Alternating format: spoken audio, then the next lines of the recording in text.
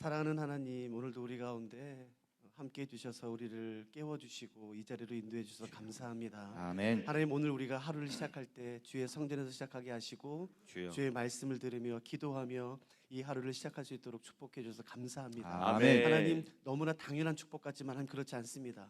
우리에게 주신 이 호흡, 이 생명, 이 건강, 우리가 오늘 하루 살 때에 주의 영광을 위해 살 수 있도록 주여 도와주시고 우리의 모든 삶을 통해 예수 그리스도의 아름다운 이름이 드러날 수 있도록 도와주시옵소서. 아멘. 하나님께서 아브라함에 주셨던 그 축복처럼 우리를 통해 우리 주변에 있는 사람들이 복받을 수 있도록 도와주시고 아멘. 예수 그리스도를 아는 복이 그들에게 임할 수 있도록 도와주시옵소서. 아멘. 특별히 우리 자녀들과 남편과 아내와 우리 사랑하는 가족들이 오늘 하루 살아갈 때에 어려움 당하지 않도록 도와주시고 특별히 건강함으로 오늘 하루 살아낼 수 있도록 도와주시옵소서. 하나님, 오늘 주의 전에 나올 때에 특별히 시간을 구별하고 물질을 구별하여 주께 드리는 귀한 손길들이 있습니다.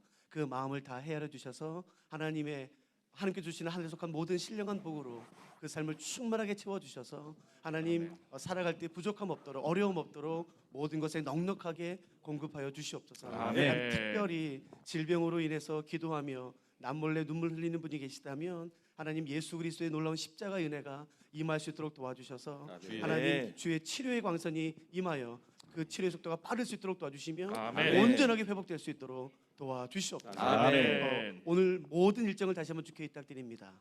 감사합니다. 사랑하는 예수 그리스도의 귀하신 이름으로 함께 기도드렸습니다. 아멘.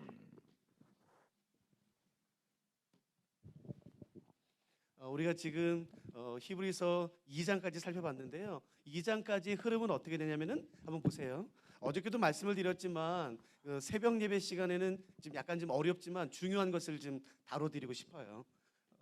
히브리서는요 1장 1절부터 3절까지 예수님께서 뛰어나세요. 누구보다 뛰어나시나요? 구약에 언급된 선지자들보다 뛰어나십니다.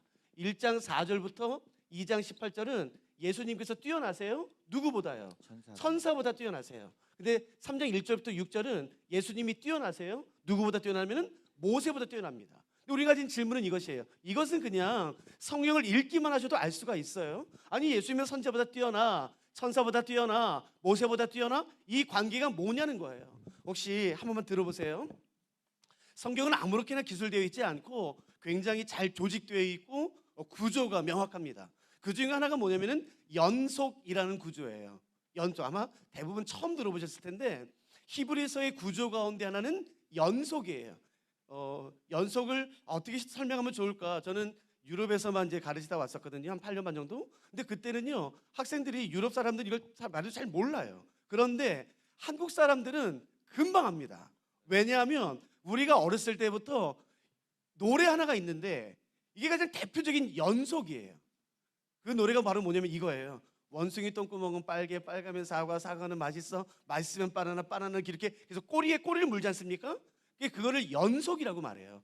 근데 그런 식으로 히브리서가 되어 있는 것이에요. 계속 꼬리에 꼬리를 물고 더 깊이 들어가기 때문에 다른 성경은 뭐 그렇진 않으시겠지만 다른 성경은 중간부터 읽어도 이해가 돼요. 그러나 이런 연속의 구성의 법칙을 가지고 있는 성경의 특징은 중간부터 읽으면 이해가 안 됩니다. 왜 갑자기 모세야? 왜 갑자기 여호수아야? 왜 갑자기 대제사장이야? 갑자기 툭 튀어나오기 때문에 이런 연속의 구조를 가진 성경은 처음부터 읽으셔야 될 필요가 있겠죠. 그러면 관계 한번 보실까요? 선지자, 천사, 모세. 여러분, 선지자의 가장 중요한 역할은 제가 어제 설명드렸죠? 선지자의 가장 중요한 역할은 뭔가요? 하나님의 말씀을 받아 사람들에게 전달해 주는 것이에요. 그러면 천사의 목적은 뭔가요? 여러분 혹시 기억나세요? 창세기 보시면 하나님이 아브라함에게 소돔과 고모라를 멸망시킬 것을 말씀하세요. 누구를 통해서요? 천사를 통해서요. 하나님은 마리아에게 예수님이 태어날 것을 수태고지 하시죠.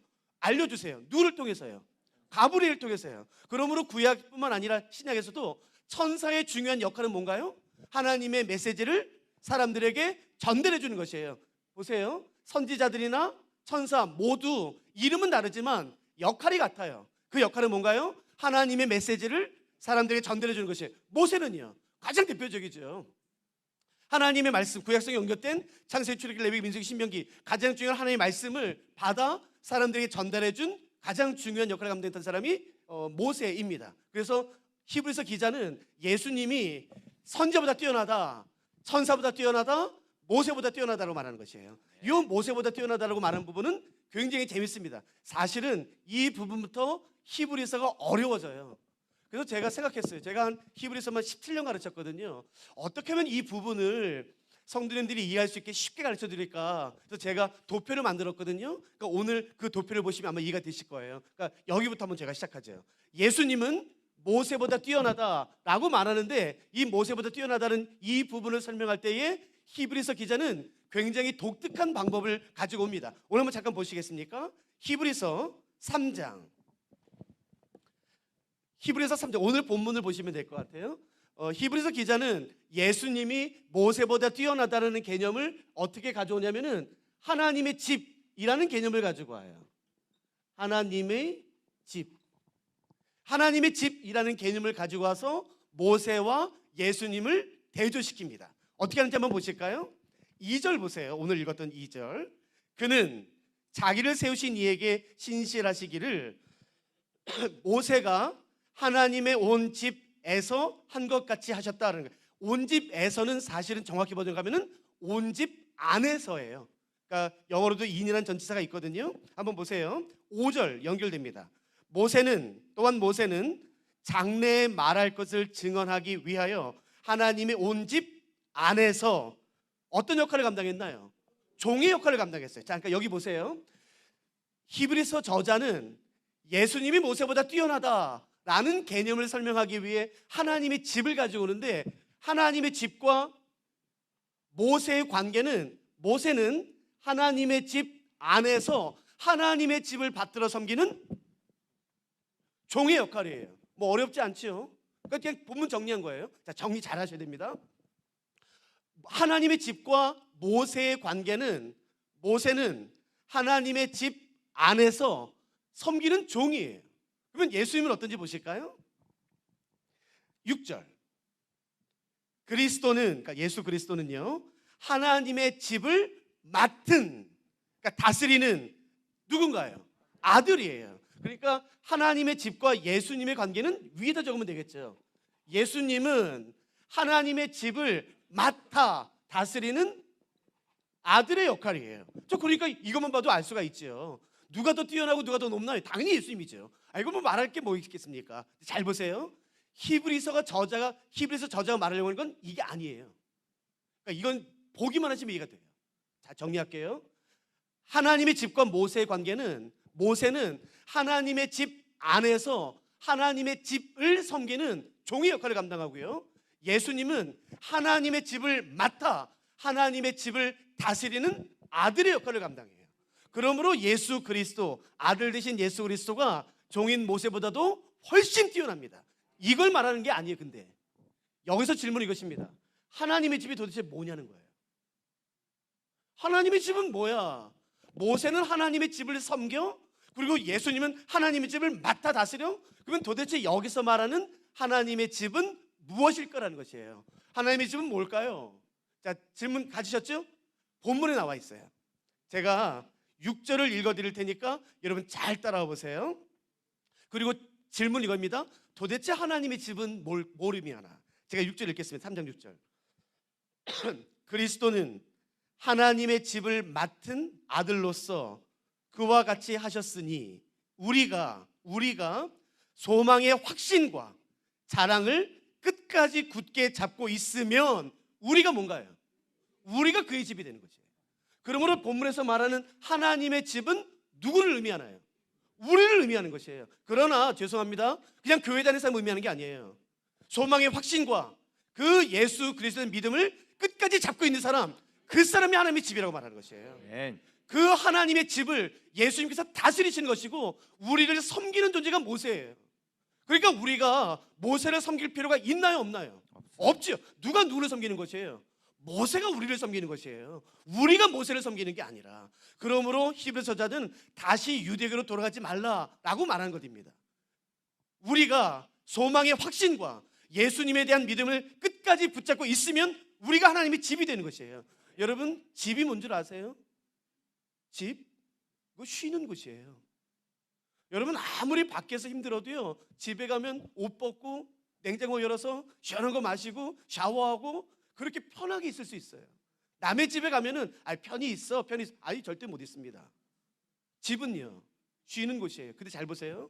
우리가 만일에 소망의 확신을 놓치지 않고 예수 그리스도에 대한 믿음을 끝까지 붙잡고 있으면 우리가 하나님의 집이 된대요. 아멘. 하나님이 우리에게서 쉬길 원하시는 거예요. 여러분, 세상에 이것보다 더 큰 복이 어디 있습니까?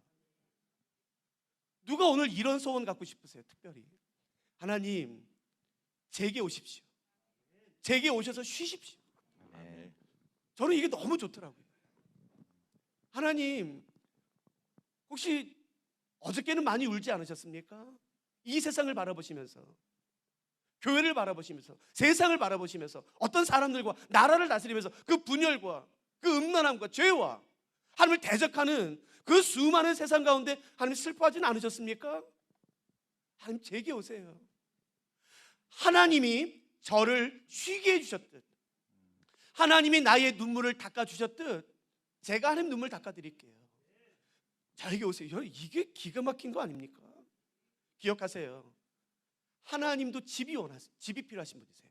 아멘. 우리가 만일 소망의 확신을 갖고 있고 예수 그리스도에 대한 믿음을 끝까지 붙잡으면 우리가 하나님이 거하시는 거룩한 성전, 집이 아멘. 된다라고 말한 아멘. 것입니다. 아멘. 이다음부터 이제 히브리서 저자는 모세와 함께 여호수아로 갑자기 넘어가요. 이 부분이 사실은 히브리서에서 가장 어려운 부분이긴 한데 제가 한번 도표를 만들어 볼 테니까 한번 이해가 되나 보세요. 그리고 혹시 오늘 적을 수 있는 종이를 가져오신 분이 계시면 이거 한번 적어 보세요. 그리고 히브리서에 끼워 두시면 아마 도움이 되실 겁니다.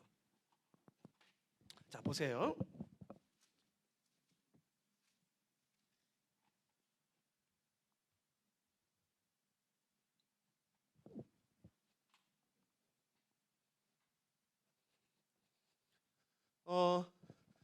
이스라엘 백성들이 출애굽을 했어요. 갑자기 아마 히브리서 읽어보시면 아시겠지만 3장에서 4장으로 갑자기 여호수아가 튀어나와요. 왜 갑자기 여호수아가 튀어나오는 거야? 그걸 제가 한번 설명해 볼 테니까 이해가 되나 보세요. 제가 천천히 해드릴게요.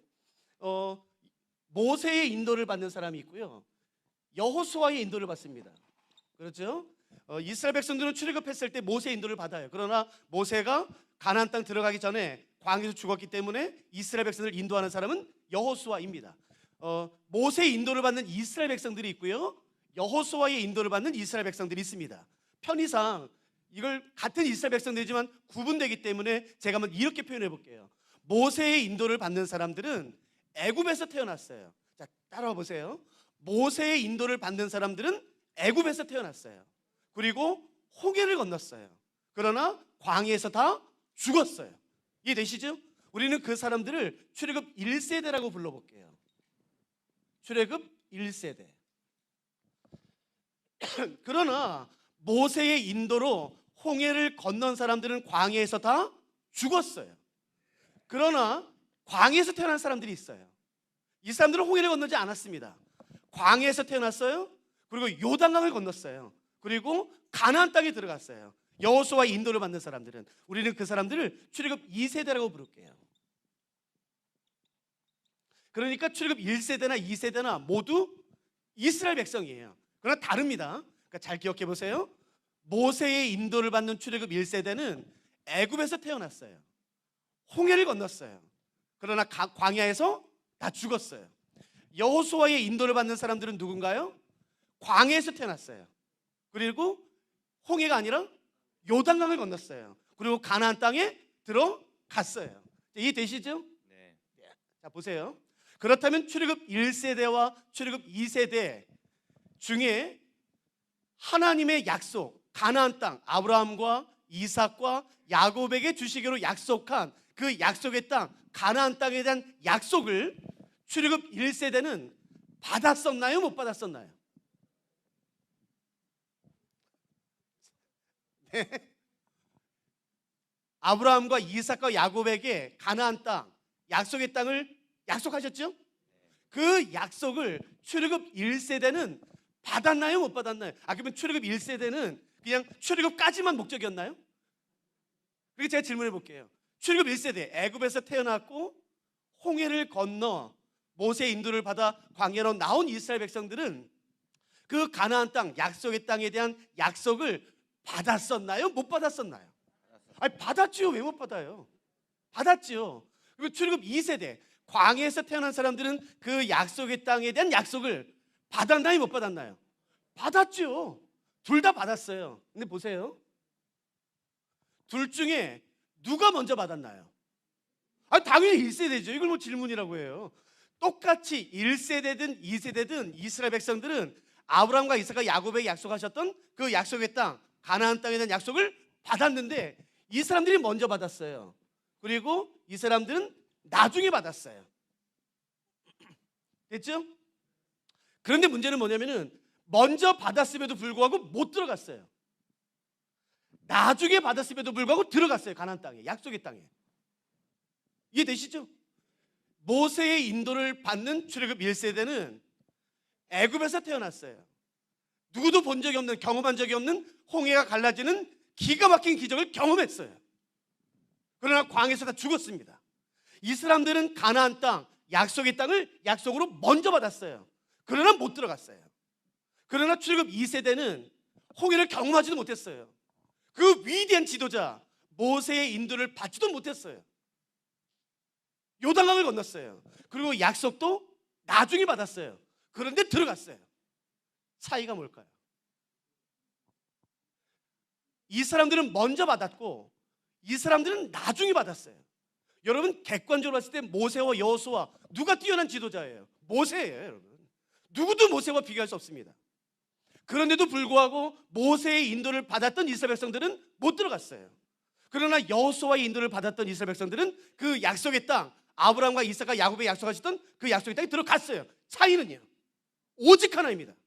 이 사람들은 그 약속을 믿지 않았고 믿음이 없었고, 이 사람들은요 그것을 믿었습니다. 혈통이 아닌 것이에요. 성별이 아닌 것이에요. 자격이 아닌 것이에요. 돈이 아닌 것이에요. 학벌이 아닌 것이에요. 오직 하나, 믿음입니다. 아멘. 아무리 나중에 받았다 할지라도 믿으면 그 약속의 땅을 들어가는 것이에요. 아멘. 그러나 약속을 먼저 받았다 할지라도 그 약속을 믿지 않으면 절대로 그 약속은 성취되지 않습니다. 나 약속 받았어. 하나님 나에게 꿈에 나타나셔서 약속하셨어. 예, 정말 잘하셨어요. 그걸 기억하세요. 하나님이 아무리 나에게 약속하셨다 할지라도 그 약속을 믿음으로 붙잡지 않으면 그 약속은 절대 이루어지지 않습니다. 그러나 나는 내가 일대야. 나는 모태신앙도 아니야. 우리 부모님은 우상을 섬겼어. 나는 내가 일대라서 내가 아무것도 몰라. 그러나 그런 나중에 믿은 사람이랄지라도 하나님의 약속을 믿음으로 붙잡으면 그 사람의 약속이 이루어지는 것이에요. 아멘. 근데 중요한 건 뭔가요? 그건 믿음이에요. 아멘. 그래서 사도 히브리서 기자는 이렇게 말하는 거죠. 예수님의 인도를 받는 두 부류가 있습니다. 첫째는 유대인이에요. 두 번째는 그리스도인입니다. 여러분, 예수님의 인도를 받는 유대인, 예수님의 인도를 받는 그리스도인. 유대인과 그리스도인, 한번 잘 보세요. 유대인은 하나님 나라의 백성이 되는, 하나님의 자녀가 되는, 구원을 받는 약속을 받았나요? 못 받았나요? 받았어. 대답 잘 해보세요. 예? 유대인들은 원래 구원 못 받아요? 그러니까 잘 보세요. 구원에 대한 약속, 하나님 나라에 대한 약속을 유대인들은 받았나요? 못 받았나요? 아니, 받았지요. 차별 없이요. 그리스도인들은요? 받았지요. 그러면 유대인과 그리스도인 가운데 하나님의 구원, 하나님 나라에 대한 약속을 먼저 받은 사람은 누구예요? 당연히 유대인이죠. 2000년 전 비교할 수 없을 정도로 먼저 받았죠. 그리스도인들은요, 나중에 받았습니다. 그러나 유대인들은 들어갔나요? 못 들어가나요? 못 들어가요. 그리스도인들은요, 들어가요. 차이는 뭔가요? 믿음입니다. 믿음. 혈통이 아니라, 어떤 자격 조건이 아니라 오직 하나, 믿음이. 아멘. 내 부모가 어떻든지 간에, 내 과거의 삶이 어떻든지 간에 하나님께서 하신 약속의 말씀을 내가 믿음으로 취하면 그 약속의 말씀이 내 삶 가운데 이루어지는 것이에요. 아멘. 그러나 어떤 사람이 아무리 기가 막힌 하나님 나라의 약속을 받았다 할지라도 그 약속의 말씀을 믿음으로 연결시키지 않으면 절대로 이루어지지 않아요. 그러므로 강조하는 것이 무엇인가요? 믿음이에요. 그래서 히브리서 11장에 믿음의 사람들이 나오는 것인데 이것을 우리가 오늘 저녁 때 살펴볼 것이에요. 믿음이 중요합니다. 아멘. 여러분 시편 23편 말씀을 기억나세요? 기억하세요? 여호와는 나의 목자시니 내가 부족함이 없으리로다. 여러분 기가 막힌 고백 아닙니까? 여호와는 나의 목자야. 내가 부족함이 없어. 내가 사망의 음침한 골짜기를 다닐지라도 해를 두려워하지 않는데요. 보세요. 사망의 음침한 골짜기. 한글로는 세 단어지만 히브리어로는 한 단어예요. 짤마웨트란 단어예요. 짤마웨트. 쉽지요? 한번 기억해 보세요. 짤마웨트. 이 사망의 음침한 골짜기로 번역된 히브리어 짤마웨트는 문자적으로 어떤 뜻이냐면요, 한치 앞도 구분할 수 없는 칠흑 같은 어둠이란 뜻이에요. 한치 앞도 구분할 수 없는. 저는 내년에만 이스라엘 2번 가거든요. 저는 저희 학생들이랑 제 성도님들 같이 모시고 저는 이스라엘 자주 가거든요. 가면은 제가 꼭 유대 광야를 모시고 가요. 거기서 우리가 주일 예배를 드리거든요. 여러분 유대 광야 혹시 이스라엘 가보신 분은 아시겠지만 유대 광야는 평평하지 않아요. 자꾸 어떤 오해를 가지고 있냐면요, 유대 광야는 사막처럼 이렇게 넓은 지평선이 보이는 평평할 곳이라 생각해요. 절대 그렇지 않습니다. 유대 광야는 계곡이 굉장히 심합니다. 그리고 모래알처럼 굉장히 동글동글 되어 있기 때문에요, 발을 잘못 디디면 쭉 미끄러져서 10m, 20m 밑으로 다 떨어져요. 죽습니다. 굉장히 위험해요. 그러니까 한 낮에 가도 발을 조심조심해서 조심스럽게 가야 되는 것이 유대 광야예요. 근데 여러분 불이 없어요.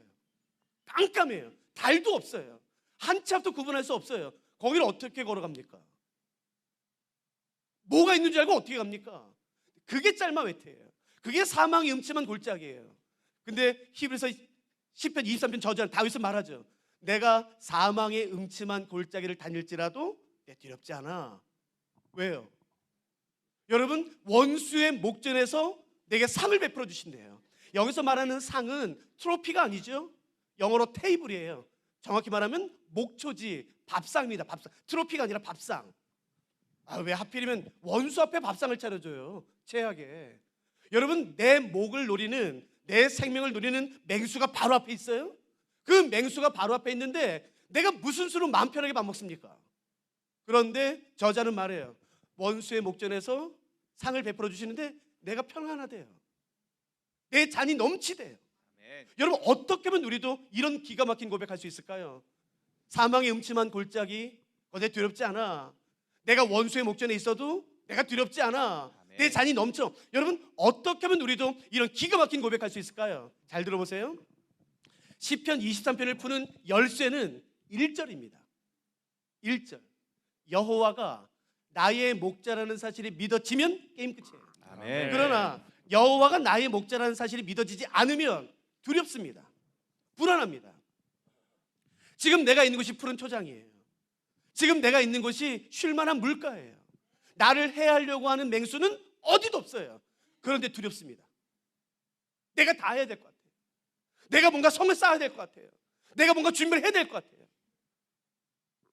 지금 나는 푸른 초장에 있어요. 내 은행 계좌에는 돈이 넘쳐요. 내 남편, 내 자식들은 다 잘 돼요. 건강해요. 아무 문제 없어요. 근데 불안해요. 아니야, 이거 불안해. 뭔가 해야 될 것 같아요. 그러나 여호와가 나의 목자라는 사실이 믿어지면 내가 사망의 음침한 골짜기에 있다 할지라도, 원수의 목전 앞에 있다 할지라도 평안할 수 있어요. 그러므로 아멘. 중요한 것은 내가 지금 어떤 상황 가운데 있냐가 아닌 것이에요. 믿음입니다. 아멘. 여호와가 나의 목자라는 사실이 믿어지면 게임 끝. 아멘. 오늘 우리가 하루를 살아가야 되는데 하루를 살아본 사람은 아무도 없어요. 오늘 하루 동안, 오늘 수요일 하루 동안 무슨 일이 펼쳐질지, 누구를 만나게 될지 아무도 몰라요. 근데 여러분 두렵지 않을 수 있어요. 그건 바로 뭐냐면은 믿음입니다. 아멘. 여호와가 나의 목자라는 사실이 믿어지면 평안할 수 있는 것이에요. 아멘. 그러므로 구해야 되는 것은 믿음이에요. 아멘. 하나님 상황을 바꿔주십시오. 아니요. 상황이 아무리 바뀌어서 내가 원하는 상황이 된다 할지라도 믿음이 없으면 불안한 것이에요. 두려운 것이에요. 그러므로 오늘 다른 거 구하지 마세요. 믿음을 간구하세요. 하나님 아멘. 나에게 믿음 주십시오. 그래서 아멘. 내가 어떤 상황이 있다 할지라도 두려워하지 아니하며 염려하지 않을 수 있도록 도와주십시오. 아멘. 여호와는 나의 목자라는 믿음. 아멘. 저는 영국에서 성경을 공부한 다음에 감사하게도 거기서 가르칠 기회가 주어졌어요. 영국에서 성경을 가르치고 있을 때에 파키스탄의 한 형제가 저희 베이스의 일을 도와주기 위해서 잠깐 왔었어요. 아시아에서 온 사람들은 거의 없었기 때문에 제가 정말 잘 대해줬거든요. 그 형제가 일할 때 제가 이런저런 얘기하다가 파키스탄에서 영국에 오기 전에 어떤 일을 했었는지 제가 물어봤어요. 그랬더니 목동했다는 거예요. 목동. 양치는 목동. 무려 20년 동안 목동? 왜냐면요, 저는 성경을 연구하는 사람인데 구약 성경에 양과 목자에 대한 이야기가 굉장히 많이 나오거든요.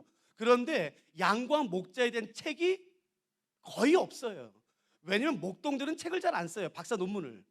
그렇기 때문에 목동에 대한 연구가 그렇게 많이는 없어요. 전 궁금한 게 참 많았는데, 근데 이 형제가 파키스탄에서 목동을 무려 20년이나 한 거예요. 근데 재밌는 것은 파키스탄의 목동 생활과 이스라엘, 팔레스타인의 목동 생활이 굉장히 비슷합니다.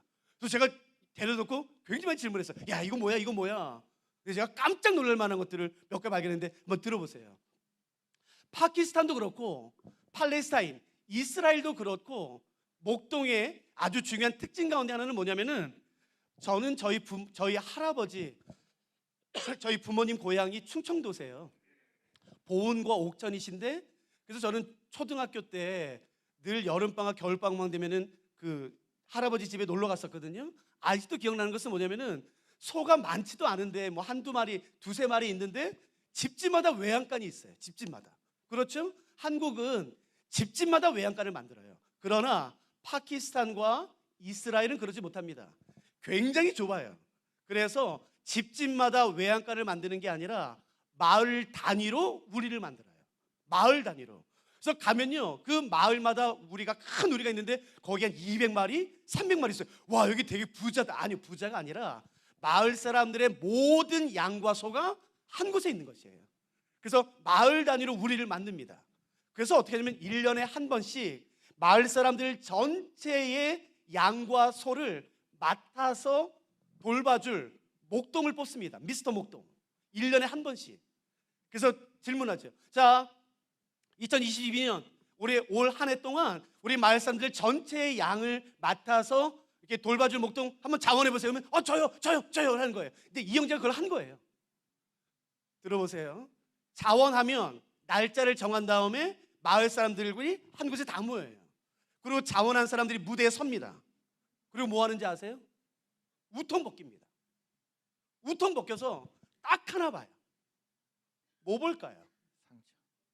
여러분 얼마나 많은 근육이 있나 볼까요? 막 식스팩? 식스팩 보신 적 있으세요? 없으세요, 어머니들? 야,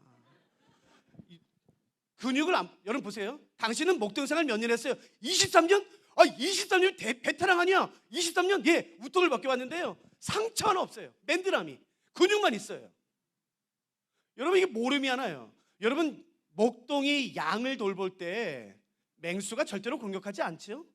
아닙니다. 맹수는 양과 소가 어디에 있는지 본능적으로 알아요. 한 달에 한 번이 아니라 거의 매일마다 공격해요. 거의 매일마다. 맹수는 양떼가 소떼가 어디 있는지 본능적으로 알기 때문에 수도 없이 공격합니다. 근데 이 사람은 23년 동안 목동 생활했는데 상처가 하나도 없어요. 뭘 의미하나요? 맹수가 양을 공격했을 때 이 사람 어떻게 한 건가요? 도망간 거예요. 내 미쳤어.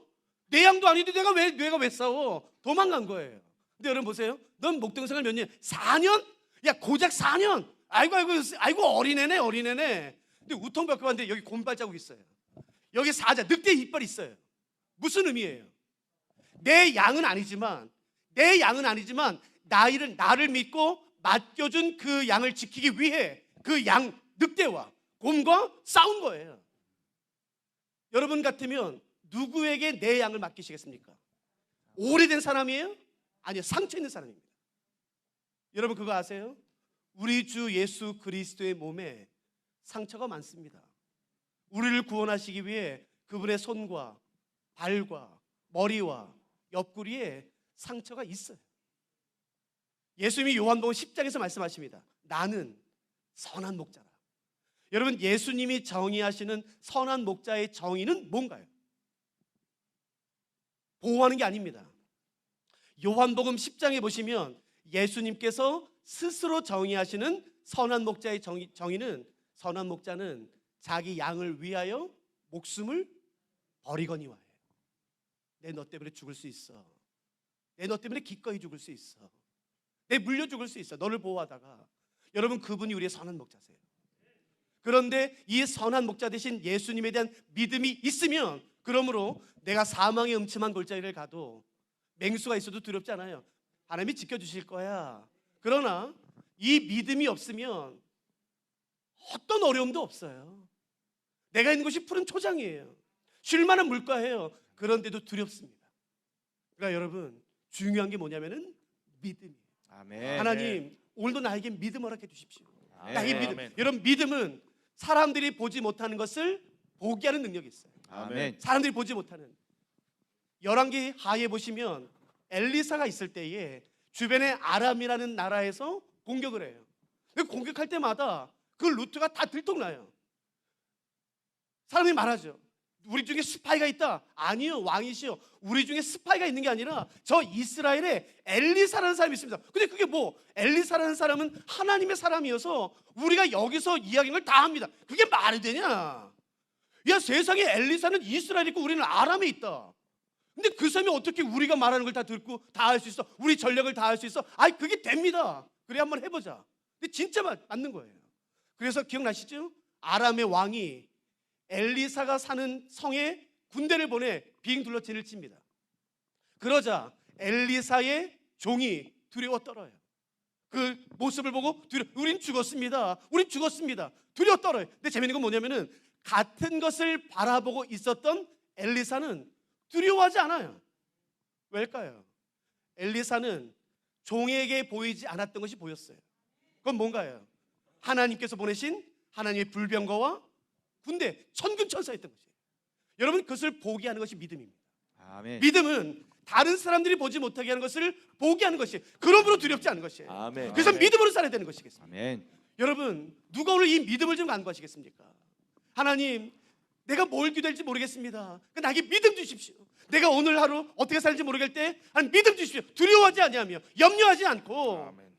내가 누구를 만난다 할지라도 평안하며 안연할 수 있는 그 믿음으로 내가 오늘 살 수 있도록 도와달라고 우리 같이 간구하는 것이에요. 아멘. 제가 한 가지만 더 하고 마칠까요?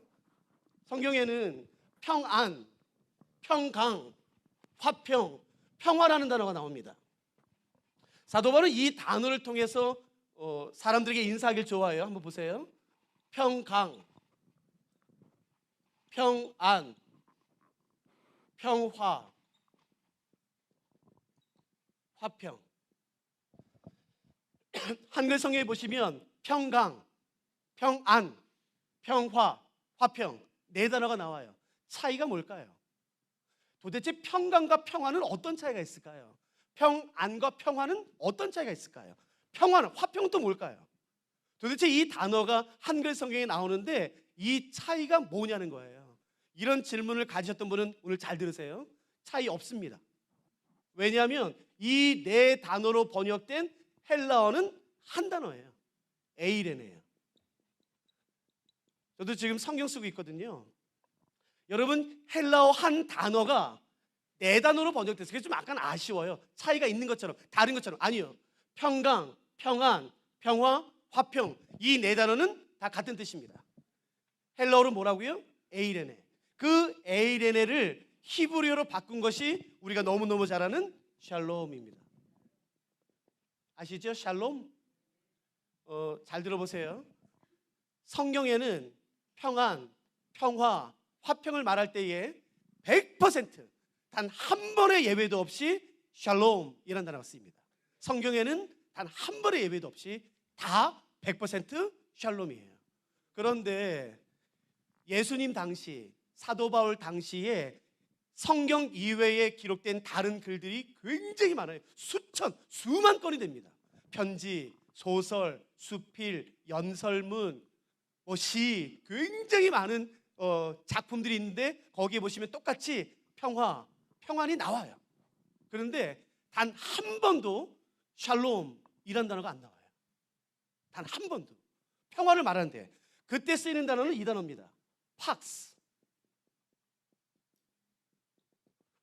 라틴어로 팍스라고 그래요. 혹시 학생들은 아마 공부했을 것 같은데 팍스 로마나라는 단어가 있어요. 로마의 평화시대. 한번 어른들 한번 기억해 보세요. 팍스의 팍스.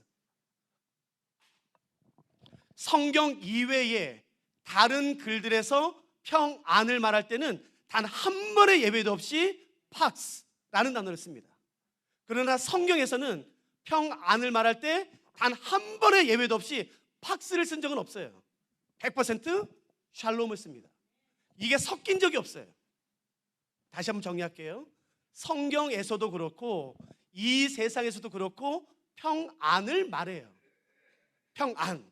근데 성경에서는 항상 100% 어떤 단어를 쓴다고요? 샬롬. 성경 이외에 이 세상에서는 어떤 단어를 쓴다고요? 팍스. 두 단어가 섞인 적이 없습니다. 근데 뜻이 다릅니다. 잘 들어보세요. 팍스는 조건이 있어요. 4가지 조건이. 그 4가지 조건이 맞아야지만 쓸 수 있어요. 첫째, 정치적으로 안정돼 있어야 돼요. 두 번째, 경제적으로 안정돼 있어야 돼요. 셋째, 전쟁이 없어야 돼요. 넷째, 로마 안에서 어떠한 갈등도 없어야 돼요. 정치적으로 안정돼 있어요. 경제적으로도 잘 살아요. 지금 전쟁도 없어요. 그런데 로마 안에서 갈등이 있다면 이 팍스라는 단어를 못 씁니다. 갈등이 없어요. 잘 살아요. 정치로 안정돼 있어요. 그런데 지금 전쟁 중이에요. 그럼 이 팍스를 못 씁니다. 그러므로 이 팍스라는 단어는 내 손에 주어지는 것이에요. 내 손에. 그렇기 때문에 어떤 상황이면 그걸 뺏어갈 수 있습니다. 어떤 강한 사람이 내 손에 주어진 팍스를 뺏어갈 수 있어요. 그래서 이 팍스라는 단어는 내 손에 주어지는 것이기 때문에 어떤 상황과 어떤 사람에 따라서 빼앗길 수 있어요. 그러나 성경에서 말하는 샬롬은 내 손에 주어지는 것이 아니라 내 영혼 안에 주어지는 것이에요. 그렇기 때문에 내 주변 상황이 어떠하든지 간에 평안할 수 있는 것이 샬롬입니다. 아무리 강한 사람이 와도 어떤 환경과 어떤 어려움이 와도 빼앗기지 않는 것이 샬롬이에요. 아멘. 여러분 이걸 한번 들어보세요. 예수님께서 하신 말씀인데 제가 한번 읽어볼 테니까 한번 들어보세요. 이 말씀 이해가 되시나? 요한복음 말씀입니다. 평안을 너희에게 끼치노니 곧 나의 평안을 너희에게 주노라. 여기서 말하는 평안은 뭐라고요? 샬롬이에요. 잘 들어보세요. 평안을 너희에게 끼치노니 곧 나의 평안을 너희에게 주노라. 내가 너희에게 주는 것은 세상이 주는 것과 같지 아니하리라. 아멘. 여기서 말하는 세상이 주는 것은 우리가 뭘 의미하겠습니까? 팍스예요. 예수님 말씀하세요. 나는 너희에게 팍스를 주고 싶지 않아. 팍스를 주려고 내가 온 게 아니야. 나는 너희에게 샬롬을 주려고 한 거야. 아멘. 근데 참 재미있는 것은 뭐냐면요, 대부분의 그리스도인들이 팍스에 만족합니다. 내 기도 제목이 이루어지면 그때 평안해요. 그때 안정감을 느껴요. 여러분, 하나님이 주길 원하시는 것은 팍스가 아니에요. 샬롬입니다. 아멘. 어떤 상황과 어떤 어려움과 아무리 무서운 적이 있다 할지라도 흔들리지 않는, 빼앗기지 않는 그 샬롬을 우리에게 주길 원하시는 것이에요. 아멘. 누가 오늘 좀 이걸 간구하시겠습니까? 예수를 믿어도 똑같이 두려워요. 똑같이 흔들려요. 똑같이 평안함이 없어요. 아니요. 그건 그리스도의 삶이 아닌 것이에요. 내가 어떤 상황 가운데 있다 할지라도 하나님이 주시는 그 위로부터 임하는 샬롬, 평안이 임하면 그 샬롬이 나의 영혼을 사로잡으면 여러분 절대로 빼앗기지 않습니다. 아멘. 흔들리지 않는 것이에요. 아멘. 진짜로 이 샬롬으로 사는 사람이 있는 거죠. 에이, 그 세상에 그런 사람이 어디 있어? 다 똑같은 거야. 사람은 그거 만나면 두렵고 염려되고 그러는 거야. 아니요, 그렇지 않습니다.